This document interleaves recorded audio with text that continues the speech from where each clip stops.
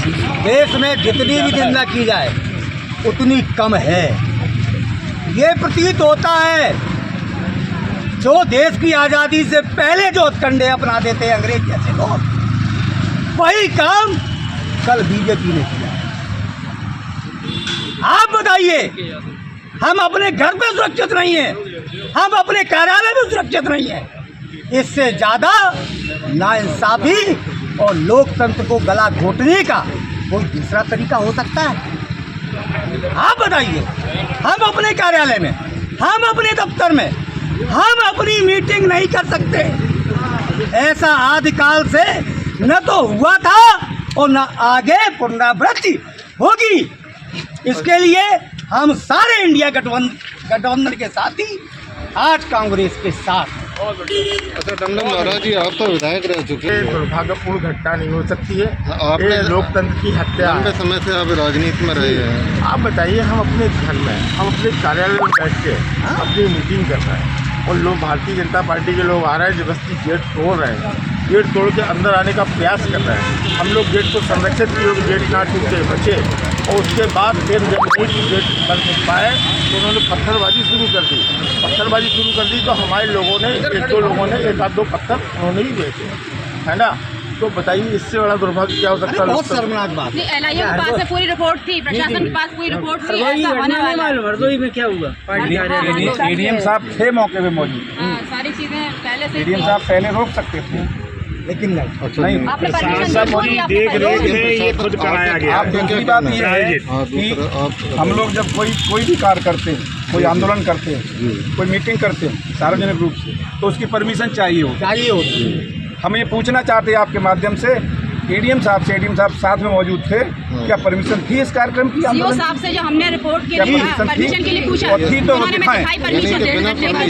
बिना परमिशन के आपका ये एलिगेशन है कि बिना परमिशन के ये मूवमेंट कांग्रेस की भारतीय जनता पार्टी के लोग कर रहे हैं। भारतीय जनता पार्टी के, बीजेपी के लोगों ने किया। कांग्रेस के लोग तो अपने दफ्तर में मौजूद करते हैं अपने घर में। कोई भी ये भारतीय जनता पार्टी के लोग सड़क पे आंदोलन कर रहे हैं बिना परमिशन। तो हमेशा जिला मुख्यालय पहुंचे, किसी के पर्सनल कार्यालय कभी नहीं जाना चाहिए।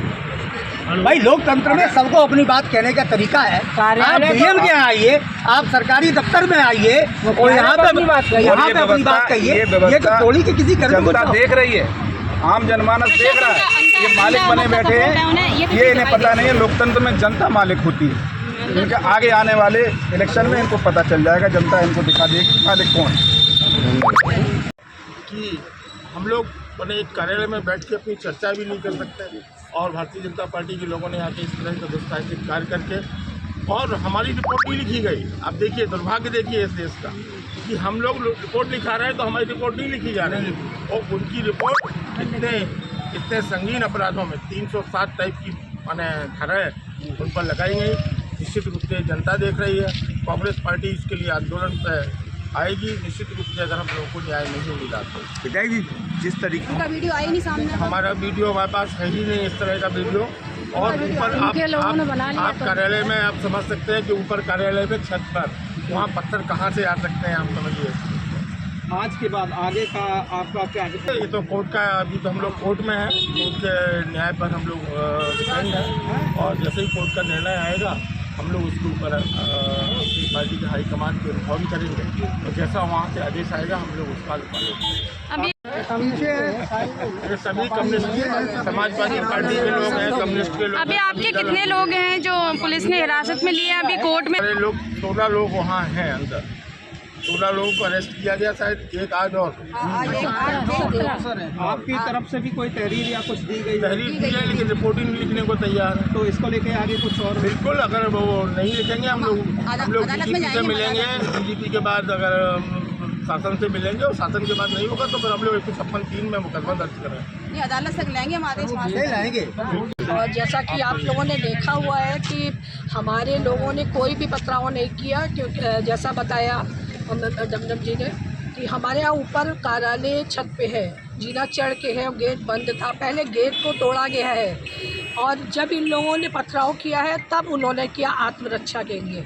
लेकिन ये तो होता नहीं है कि कोई हमें मार रहा हम पलट के कुछ करेंगे नहीं, अपनी सुरक्षा के लिए तो हम कर ही सकते हैं। और इस तरह का कुछ भी नहीं है। जिस तरह की ये धाराएं लगाई गई हैं, इस तरह से लग रहा है जैसे कांग्रेस पार्टी में हर आदमी गुंडा है, हर आदमी गुंडा है, गुंडाई कर रहा है, कुछ भी नहीं कर रहा है। क्योंकि हम लोग दूसरी पार्टी में है, सत्ता दूसरी पार्टी में। कहते हैं ना, जिसकी लाठी उसका बैल, जिसकी लाठी उसी की भैंस। तो वो लोग वही सब कर रहे हैं, क्योंकि किसी की नहीं सुन रहे हैं। हमारी रिपोर्ट भी नहीं लिखाई जा रही है। हम सब, हमारे सहयोगी पार्टी के सभी लोग यहाँ पे हैं, सभी कल से संघर्ष दुख है कि हम लोग अभी तो देखिए कोर्ट का जो भी आदेश होता है उसको देखेंगे। नहीं होगा तो अभी ज़रूरी नहीं है कि हमारे साथ अन्याय होगा तो हम भी सड़क पे उतरेंगे और सभी को लेकर के, सहयोगी पार्टियों को लेकर के आंदोलन करेंगे, क्योंकि लोकतंत्र देश है। हम सब लोकतंत्र से जुड़े हुए हैं। हमारी पार्टी की एक विचारधारा है। जैसा कि मैडम अभी आपने बताया कि कांग्रेस में गुंडागर्दी हो रही है, कांग्रेस में गुंडागर्दी नहीं हो रही है। आपने नहीं, कांग्रेस के लोगों को गुंडा समझ रहे हैं, अपोजिट पार्टी वाले, भाजपा वाले, जबकि ऐसा कोई भी नहीं है। हमारे कार्यकर्ता, हमारे जितने भी अध्यक्ष हैं, सब लोग बहुत अच्छे से काम करते हैं, शांति से। देखिए, वो लोग तो रघुपत राजू और आनंद जान आपको एक गान कर रहे थे। क्या इस देश में गांधीवाद भी नहीं हो सकता? क्या हम इस तरह के का भी नहीं कर सकते? हम अपने यहाँ बैठ के भजन कर लें? वो तो भजन कर रहे थे। पूरी भाजपा की विधायिका, मुझे तो लगता है कि कोई पर्सनल अपना इशू बना रही है, कोई पर्सनल उनके साथ वो है झगड़ा, उसको वो बना रही है। इतना मैंने भी कल वीडियो दिखा था कि मुझे मारने की साजिश की गई। अरे एक विधायिका को कौन मारेगा? वो खुद नहीं, जब अपने क्षेत्र में मतलब सुरक्षित है तो काहे की विधायिका? उनको तो दे देना चाहिए इस्तीफा।